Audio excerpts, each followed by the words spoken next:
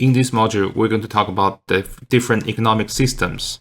So the purpose of economic system is to collect the saving in the economy and to allocate the resource to different individuals or organizations that requires additional resource either for consumption or for production. And the purpose is to maximize the overall social benefits.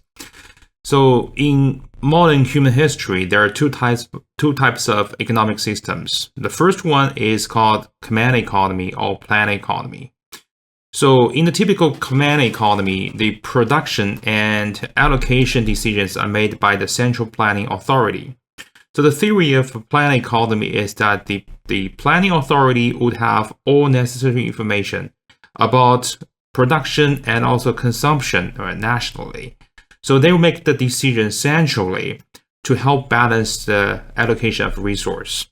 And several countries trialed the theory of command economy mostly in the 20th century, including Soviet Union, China, Cuba, North Korea, and many other socialism countries.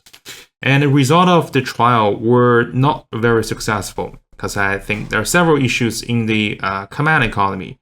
The first of all, the information collection is so difficult, which makes it almost impossible.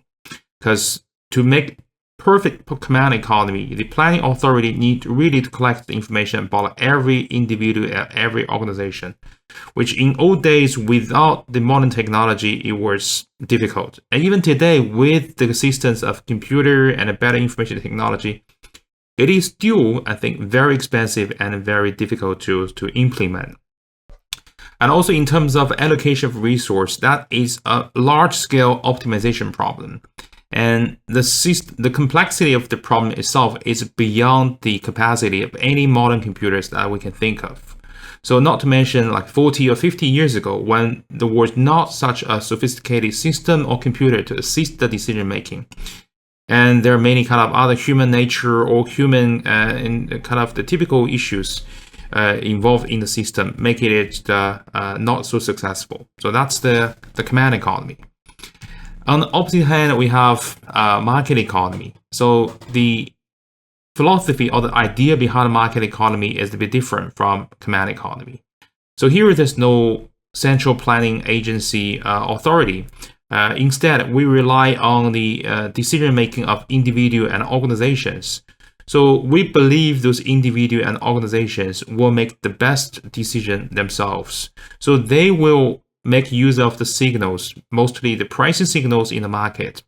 So if there is a mismatch between supply and demand, if a particular commodity or a product is in a very high demand and the current production cannot keep up, and those organizations who have the capacity to produce this particular product will all kind of start producing. So therefore, their decision will help kind of balance the supply and demand. And meanwhile, if the supply is way higher than the demand, and the price of the product will start to drop and start to decline. And the organizations who produce these products will see that their profit margins start to become thinner and thinner. So they start to produce other things, which also will help offset the mismatch. But the market economy is also not perfect, because we know from what we see in the 20th century and also this century is that the market economy can also produce recession and in sometimes depression and the financial crisis. So nowadays, I think the government and central banks of all major economies we can think of, they rely on a kind of combination of plan economy and a market economy to help optimize the production and allocation of resource.